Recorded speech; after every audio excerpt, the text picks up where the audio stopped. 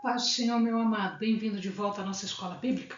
Nós estamos estudando a primeira carta de Paulo aos Coríntios. Então, pega a sua Bíblia, pega o seu caderno de estudos, ora o Senhor, pede a Ele discernimento, entendimento, conhecimento, sabedoria, pede a Ele proteção, para que nós possamos desvendar dos seus mistérios.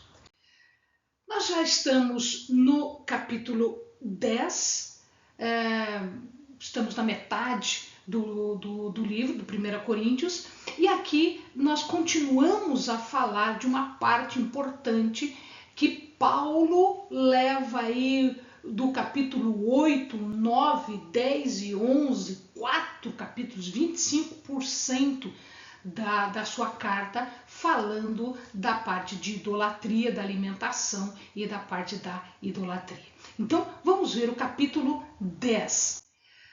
Aqui Paulo está falando, ainda fechando essa ideia do direito dos apóstolos e já fazendo correlação com os israelitas no deserto.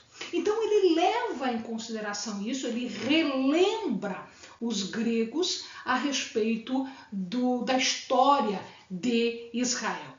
Israel ele experimentou a salvação da escravidão no Egito, o êxodo inteiro, foram quase 40 anos rodando pelo deserto, né? Eles haviam experimentado o maná, eles haviam experimentado salvação, libertação, manutenção da vida, água, ou seja, eles partilharam de tudo isso desde a libertação do Egito até a conquista da terra. Mas por que quase todos morreram no deserto? Só 2 sobreviveram, Josué e Caleb.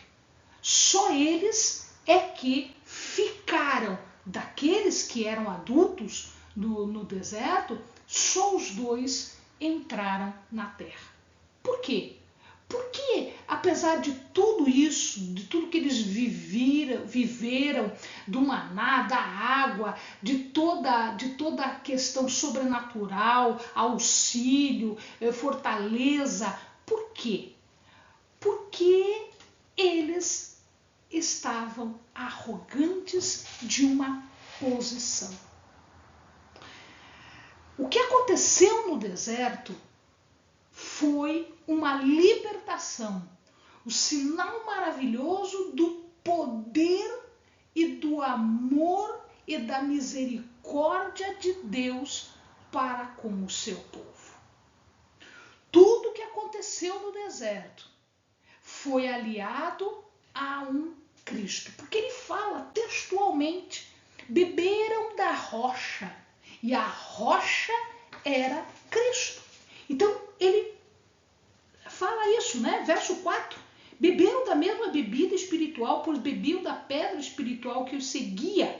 E a pedra era Cristo, a rocha. Então, aqui, Paulo está dizendo, desde lá, Cristo estava acompanhando o povo. Cristo foi a fonte de bênção, porque desta rocha é que surgiu água no deserto. Mas eles não chegaram. E por que não chegaram? Agora Paulo começa a falar por quê. E já puxando a orelha dos coríntios. Porque eles foram idólatras. Em que sentido eles foram idólatras? A mesma situação em Corinto. Comer, beber, divertir-se, né? Usar da impureza. Corinto era assim, né? Corinto era um povo com bastante tendência pecaminosa sexual. A mesma coisa aconteceu no deserto, sim.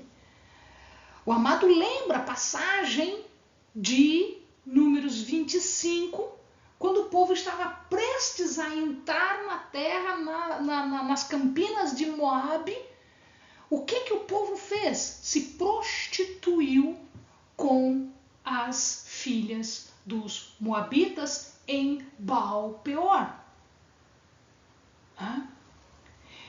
Fornicação era parte de muitos cultos idólatras. Inclusive, nós já falamos num vídeo anterior que em Corinto haviam muitos templos com as chamadas prostitutas sagradas às vestais. Dizem alguns que tinha quase 1000 prostitutas. Eu não sei se é tudo isso, a gente não tem como provar, mas alguns historiadores dizem que a quantidade era tão grande exatamente por conta disso.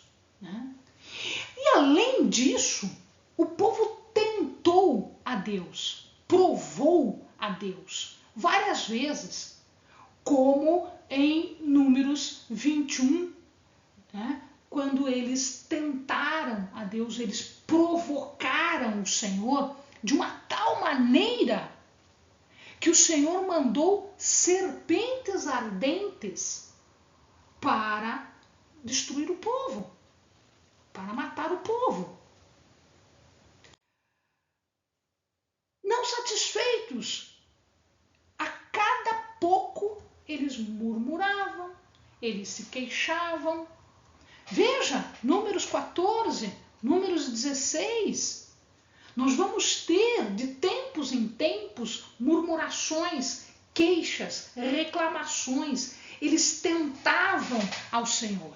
E em cada uma dessas circunstâncias, o povo era castigado.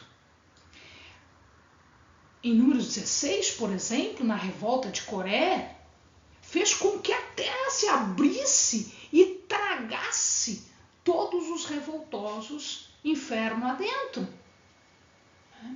Então, toda essa tentação, essa murmuração,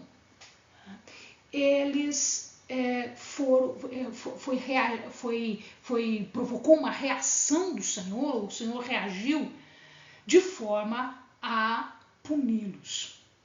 Desgraça, porque eles se achavam presunçosos. Então, os coríntios que tomassem cuidado, porque os israelitas foram presunçosos e não foi um bom final, não foi um final feliz. Amados, existem situações onde nós somos submetidos, onde acontecem algumas coisas e nós acabamos tendo dificuldades, passando aperto. Provações e tentações vão acontecer na nossa vida, sim. Mas em todas essas situações, Deus é fiel para nos tirar desta situação e para nos salvar. Para termos um auxílio suficiente do Senhor. E aí Paulo entra firme mesmo na questão da idolatria. E ele diz, foge da idolatria. Fuja do pecado. Vá longe do pecado. Paulo é esperto.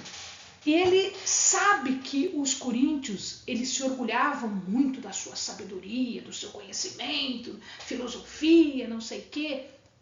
Então Paulo diz assim, já que vocês se orgulham tanto disso, por que vocês não entendem o básico? Por que vocês não entendem uma questão simples?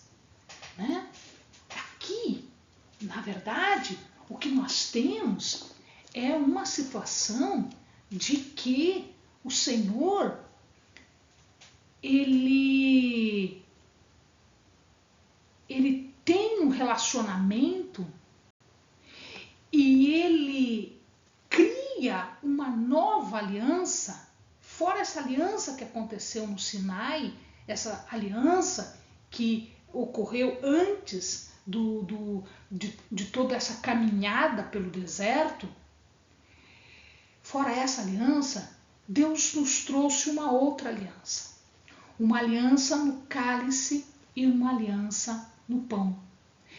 ele está preparando, daqui a pouquinho ele vai começar a falar sobre a ceia do Senhor. Então ele já está preparando para falar da ceia do Senhor, que a gente está aqui no capítulo 10. A ceia do Senhor, ela vem ali a partir do verso 17 do capítulo 11.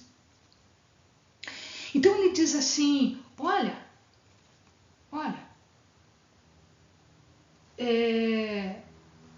eu tenho o cálice e eu tenho o pão. O que é esse cálice? Esse cálice, no 16, é o cálice de bênção, é o cálice de comunhão. Então use corretamente o cálice. Para quê? Para receber Cristo em comunhão. Em comunhão. Esse cálice é o cálice de bênção, é o cálice de comunhão. E no 16 ainda, no final, ele fala do pão. O que é esse pão? Esse pão nada mais é do que também uma comunhão, agora com o corpo. Como no cálice nós temos o vinho, que é a comunhão no sangue, no pão nós temos também uma comunhão, que é a comunhão no corpo. Portanto, usar de forma correta isto. Israel, quando eu falo em Israel, você tem que também pensar o seguinte, de que Israel a Eleni está falando? Existe um Israel que é um Israel espiritual e existe o Israel que é o Israel físico, que é o Israel de nação. Israel segundo a carne não é o mesmo Israel enquanto igreja, enquanto espírito. Então, aqui, Paulo está colocando o seguinte, olha, vocês são Israel, não segundo a carne, mas segundo o espírito. Então não façam como Israel segundo a carne fez. Ídolo não é nada. A comida do ídolo não é nada. São enganações. Quando nós fazemos um sacrifício para um ídolo, nós estamos nos enganando. Assim como o Israel de carne fez. Então ele fala, cuidado, porque você não pode participar. 21. Não podeis beber o cálice do Senhor e o cálice dos demônios. Não podeis ser participantes da mesa do Senhor e da mesa dos demônios. Duas coisas. Primeiro, eles não sabiam disso. Paulo muito provavelmente tinha ensinado isso. Então não é por ignorância. Amado, se você não conhece, de agora em diante, você não tem mais desculpa. Puxa, eu não sabia. Sim, agora você sabe. Você não pode participar de um e do outro. Porque não é assim que funciona. Segundo, eles sabiam. Tá, mas se eles sabiam e faziam, significa que eles estavam fazendo como o Israel terrestre, natural, físico, carnal, fez. Eles estavam provocando deliberadamente o Senhor. E aí, o provocar o Senhor resulta na historinha que nós vimos mais para frente, um pouquinho para cima, ele conta aqui quantos morreram, Então ele diz, caíram num só dia 23 mil, ou seja, morreram tantos. Inclusive, só 2 dos adultos passaram pelo êxodo inteiro e chegaram na terra prometida. Todos os outros morreram. Então, provocar o Senhor não é um bom negócio. Amados, eu quero fechar esse vídeo aqui com o verso 13, que é muito importante. Se você está sofrendo algum problema, mas veja, Olha aqui o que o verso 13 está dizendo para você. 10, 13. Não veio sobre vós tentação senão humana. E fiel é Deus, que não vos deixará tentar acima do que podeis resistir. Antes, com a tentação, dará também o escape, para que a possais suportar. Amém, amados? Bons estudos.